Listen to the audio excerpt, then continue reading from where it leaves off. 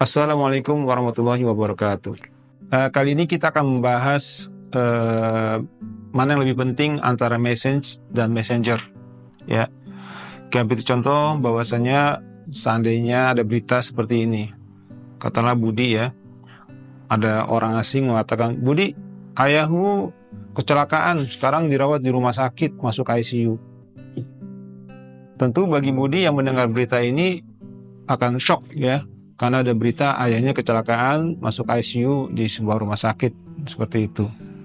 Tapi kalau ditanya siapa yang membawa pesan, yang membawa pesan katakanlah itu orang asing yang tidak dikenal, tentu harusnya berpikir ulang apakah berita ini benar atau tidak. Kemudian kita ambil contoh kedua, seumpamanya katakanlah keponakannya yang masih SD bilang, Om Budi, ayah kamu ayahnya masuk rumah sakit, seperti itu.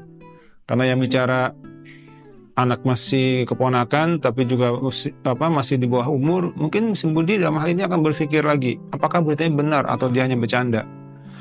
Tapi kemudian kita ambil skenario ketiga, ibunya mengatakan, Budi, ayah masuk rumah sakit kecelakaan, masuk ICU. Tentu Budi dalam hal ini ketika menerima berita dari ibunya, dia tidak akan menanyakan kebenarannya. Ya, kenapa? Karena messenger dalam hal ini dipercaya.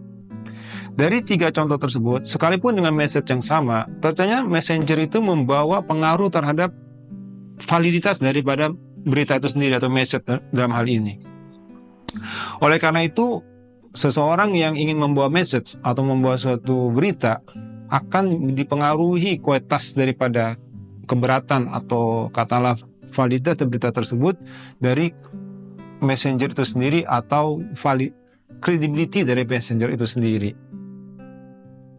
Teman-teman yang sedang menempuh pendidikan gitu ya, kuliah ya, mungkin ada yang mengatakan bahwasanya saya sudah menguasai materi ini, saya sudah menguasai, saya bisa dan seterusnya, maka saya tidak perlu menyelesaikan sekolah saya, misalnya seperti itu, atau ya dan seterusnya.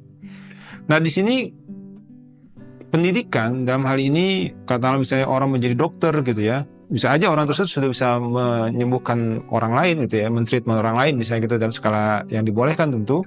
Tetapi kalau dia bukan seorang ahli, dokter dalam hal ini, atau psikolog gitu kan, atau arsitek dan seterusnya, maka berita yang disampaikan atau pendapat yang disampaikan itu akan berkurang bobotnya, bahkan bisa jadi tidak bernilai. Kenapa? Karena disampaikan oleh orang yang tidak kredibel.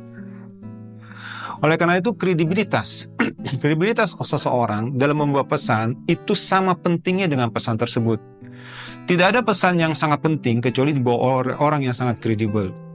Kita ambil contoh dalam dunia kita, seumpama berita tentang risalah kenabian. Risalah kenabian sesuatu yang sangat penting bagi umat manusia, sangat penting, dan itu akan bernilai luar biasa.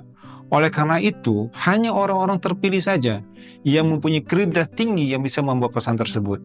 Oleh karena itu, ada 4 sifat wajib bagi Rasul. Ya, pertama adalah dia sidik, amanah, tablik, fatonah.